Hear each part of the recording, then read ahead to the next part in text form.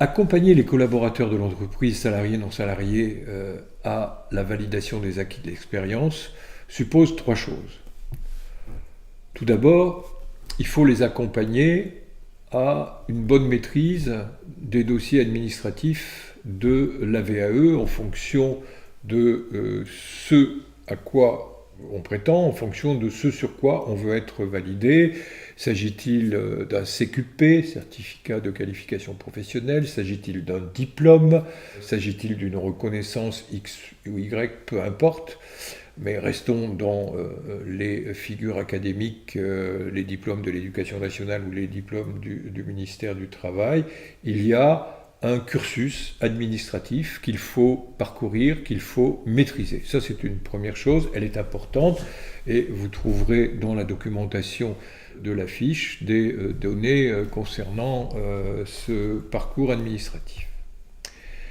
Et puis, il y a un second temps qui est pour moi le plus important, c'est d'être en capacité, ou de se mettre progressivement en capacité, de décrire son activité présente, ainsi que son activité passée, dans ce métier au sein duquel on cherche certification.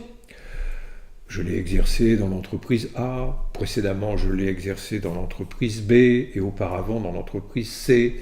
J'ai gardé mémoire A. Est-ce sûr que j'ai gardé mémoire? Là est le problème.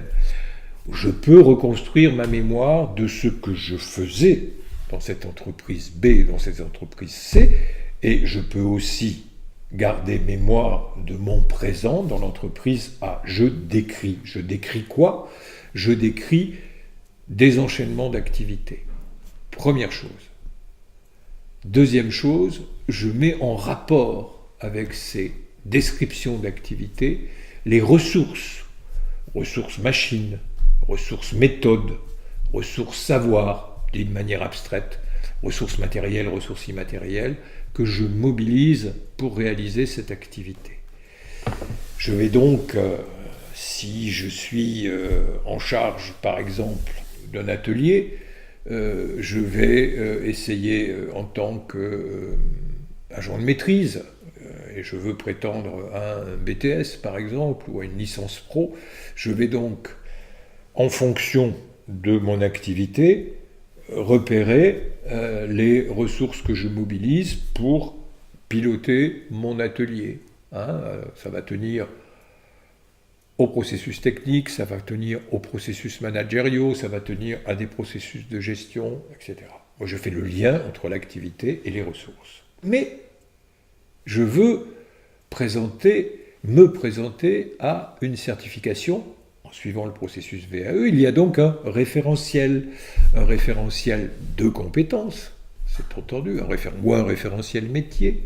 Et il peut y avoir aussi un référentiel certification qui n'est pas prévu forcément pour la VAE, mais quelquefois il est mobilisé. Donc il faut que j'ai quelque éclairage là-dessus. Et là, il est souhaitable, en général, d'être accompagné par quelqu'un qui va aider à traduire ce que j'ai décrit de mon expérience, ce que j'ai rassemblé comme ressources, en lien avec, disons, les référentiels compétences ou les éléments du référentiel métier. Ce deuxième ensemble est extrêmement important. Mais il y a une troisième thématique qui, pour moi, est décisive. C'est de rentrer progressivement, si on ne veut pas que cet accès à la VAE et cet accompagnement à la VAE ne soit que souffrance et difficulté, il faut rentrer dans une culture de la preuve et sortir de la culture de l'épreuve. Nous avons tous été formés à la culture de l'épreuve. Il faut préparer l'examen, il faut préparer le concours, ça n'est pas un diplôme, il faut préparer le diplôme, il faut préparer l'essai professionnel.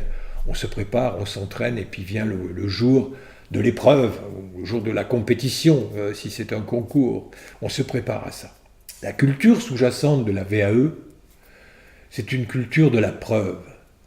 Je développe des activités dans une entreprise, mon responsable me demande de faire telle et telle chose, je suis obligé de faire une petite recherche dans la documentation ou sur Internet, je vais repérer des méthodes, je vais repérer des outillages, je vais me les approprier et je vais les mobiliser dans mon activité de travail. Ou bien je vais faire appel à quelqu'un qui sait déjà faire, à une ressource vivante dans l'entreprise qui va m'aider à m'approprier ces ressources méthodes, ces ressources matérielles ou ces ressources immatérielles dont j'ai besoin pour développer mon activité. Si je fais cela, je m'installe dans une culture de la preuve. Mais tout le monde le fait. Hein. L'important, c'est d'enregistrer, de laisser dépôt quelque part de ce travail de description et de ce travail de recherche des ressources que je vais ensuite mobiliser pour faire ce qu'il y a à faire. Le dépôt quelque part, l'enregistrement quelque part, m'amène à évoquer devant vous le classeur que certains compagnons m'ont montré lorsqu'on travaillait sur ces questions-là. C'était un classeur, alors si je ne suis pas sympa, je vais dire fourre-tout.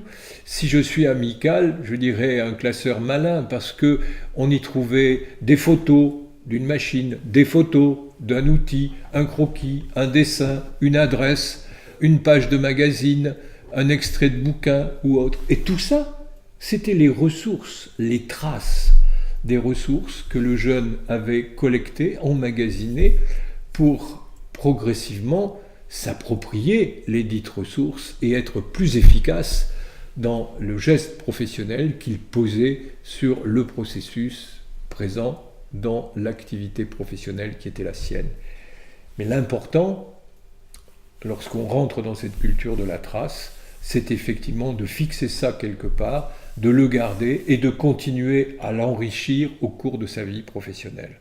Le positif de la VAE, c'est de rentrer dans cette culture de la preuve et d'abandonner la culture de l'épreuve. Enfin, l'épreuve ne devient plus qu'un moment dans les parcours de la culture de la preuve.